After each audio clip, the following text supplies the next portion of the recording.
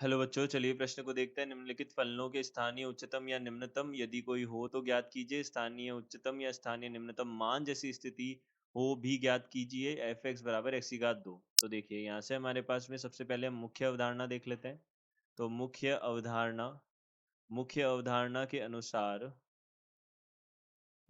के अनुसार यदि हमारे पास में फलन y बराबर एफ एक्स है और हमें इसका उच्चतम व निम्नतम मान ज्ञात करना है, तो सबसे पहले हम अवकलन करते हैं और उसको जीरो के बराबर करते हैं। यहाँ से x के जो भी मान मिलेंगे हमको, x का मान अल्फा एक अल्फा दो, जितने भी हमारे पास मूल मिलेंगे वो सारे मूल हम ले लेंगे।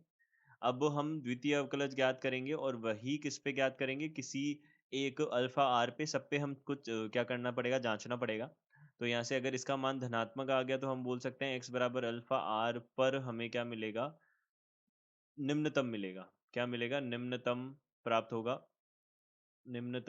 होगा। और यदि द्वितीय अवकलज जो है अल्फा आर पर यह ऋणात्मक हो गया, तो यहाँ पे हम बोल सकते हैं एक्स बराबर अल्फा आर पर हमें क्या प्राप्त होगा, उच्चतम प्राप्त होगा। यह हमें उच्चतम प्राप्त होगा, यह हम बोलेंगे।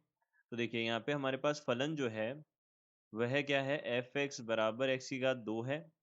यहाँ पे इसका अवकलन किया तो कितना बनेगा, दो एक्स बनेगा। इसको जीरो के बराबर करेंगे तो एक्स का मान कितना आ जाएगा, जीरो आ जाएगा। अब एक्स का मान यदि मान लीजिए जीरो के बराबर आ गया, तो एक्स का मान अगर जीरो के बराबर आ गया तो हमको एक बिंदु मिल गया। अब हम द्वितीय अवकलज देखते हैं। द्वितीय अवकलज हमारे पास कितना होगा, द्वितीय अवकलज देखा तो दो होगा। अब देखिए इसका मान हम किस पे देखते हैं, जीरो पे देखते हैं। तो द्वितीय अवकलज जीरो पे हमने अगर देखा तो भी दो ही होगा।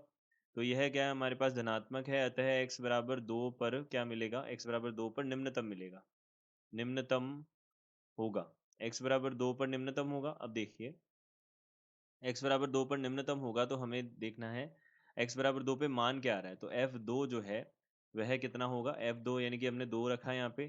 तो देखिए एक्स बराबर जीरो पे, माफ कीजिए, यहाँ पे एक्स बराबर जीरो पे होगा क्योंकि हमारा जो एक्स का मान है वह जीरो है ना।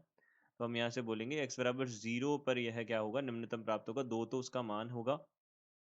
तो यहाँ से देखिए एक्स बराबर जीरो पे देखना है, तो एक्स बराबर जीरो पे देखा हमने तो जीरो की घात दो जीरो होगा।